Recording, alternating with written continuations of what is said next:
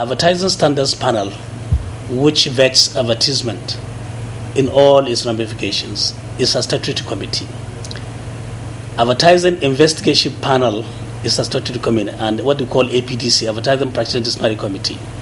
What essentially these committees do, if you expose any material in any medium in Nigeria illegally without vetting, without issuing those certificates, then you are liable for punishment. If you are a license holder, you appear before APIP, and then if they are technically investigative committee, they have the powers of I think in a high court. Then if they find you guilty, they will take you to APDC. The APDC will now charge you, and then if they find you culpable, they now can fine you, or they can probably go toward the law. They can both fine you and probably you do jail time.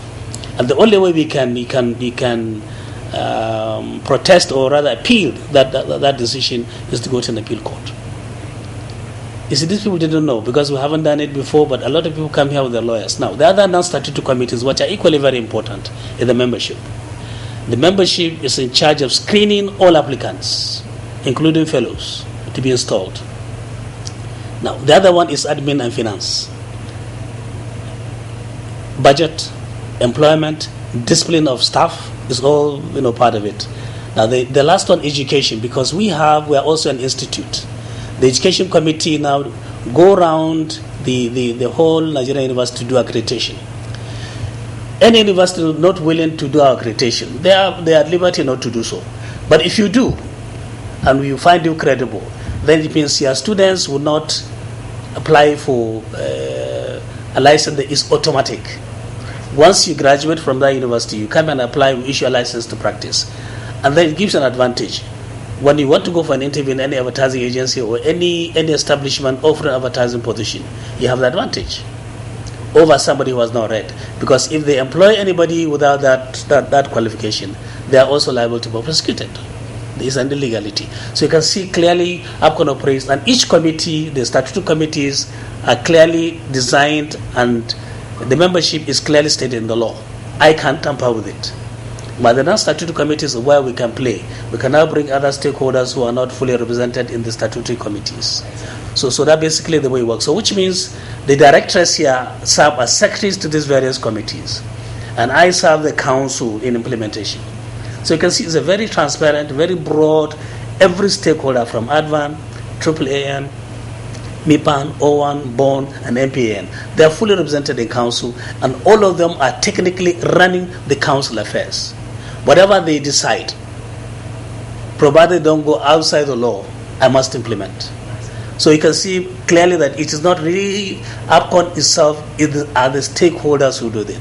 The chairman is a veteran fellow, who is, of course, has spent more than 25 years in this business. And if you look at the train, from I.S. Mameke to Olufalomo to Dr. Main Zeribe to Chris Doguje and now Lulu, all of them are bona fide members of the profession. And the law says anybody who is coming into this council must be a professional, must be a member.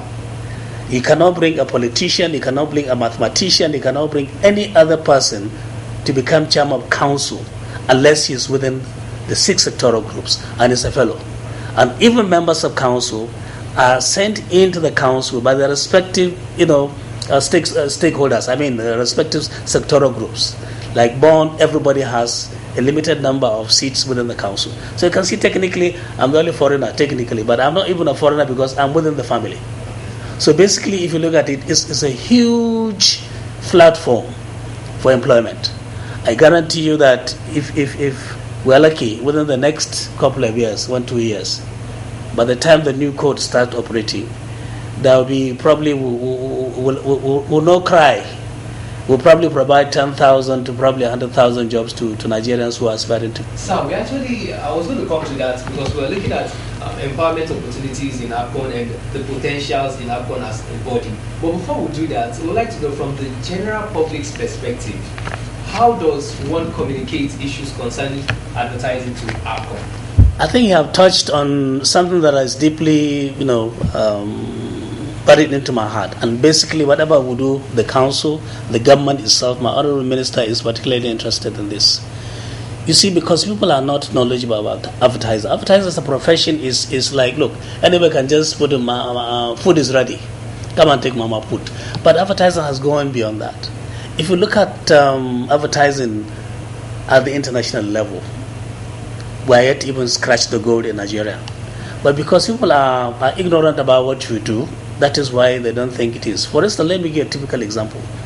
In any advertising agency, look at the various categories of people who can be employed. A chief executive, if you are licensed member now, if others sometimes you have good clients and you have good contacts, you can set up an agency. There is definitely client service. There are creative directors, and look at all the various segments even in one unit of creative, copywriters, visualizers, in agencies.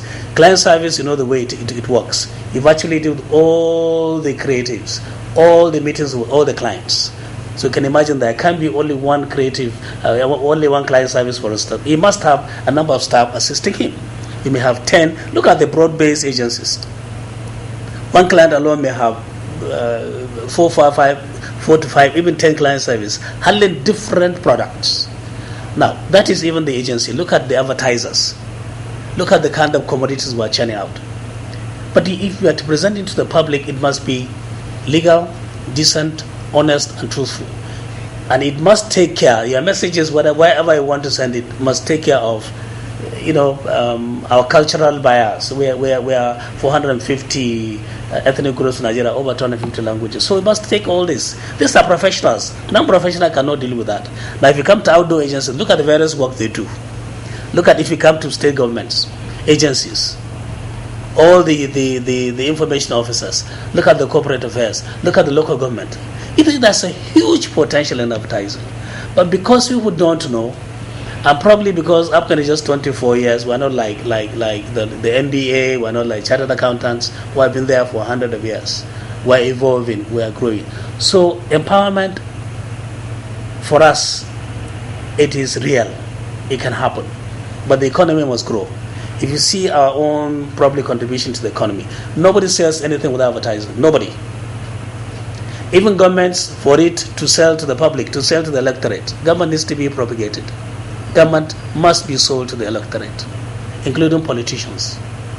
So you can see the huge potential in advertising, but because we are yet to be empowered. Initially, government wasn't too serious about funding APCON.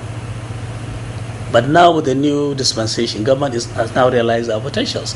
We are now working in partnership with government to talk about, to plan campaigns for security, environmental degradation, even public awareness in health matters. Now look at this country. If you go to the south, mostly is malaria. If you go to the north, there is desertification, there is cholera, there is meningitis. There are so many, even including poverty itself. So empowerment, believe me, advertising can provide. Look at the 770 local governments. If each one has even one PRO attached to them, you can see we have 770 individuals working, licensed to do that work. Look at the number of universities. Any lecturer advertising, co-advertising needs to have a license. So look at the number of universities we have in Nigeria and the polytechnics, both private and public. So these are issues, and believe me, there's a huge potentials. If, for instance, government, federal government of Nigeria and the state governments, wherever they spend the advertising money, and it is to a licensed person, which means there is a lot of things. And then, apparently, what I would like it on the issue of ABC, the issue of advertising research, we need to do it because right now we are handicapped. Everybody from all over the world, write to me to say, look, I need advertising budget, spent in Nigeria for last year or for this year, or for particular commodities. We need to have it. So you can see the huge potentials. Now there are monitoring services, monitor advertising. A lot of monitoring companies do it. RMS, MMS, all of them, they are there. CCM, they are now in Nigeria, and they employ a huge manpower. This is the much we can take on this episode, but we'll promise to bring back other interesting aspects of advertising, looking at collaborations and relationship between APCON, NERA, and the likes in our next episode. I'll see you at the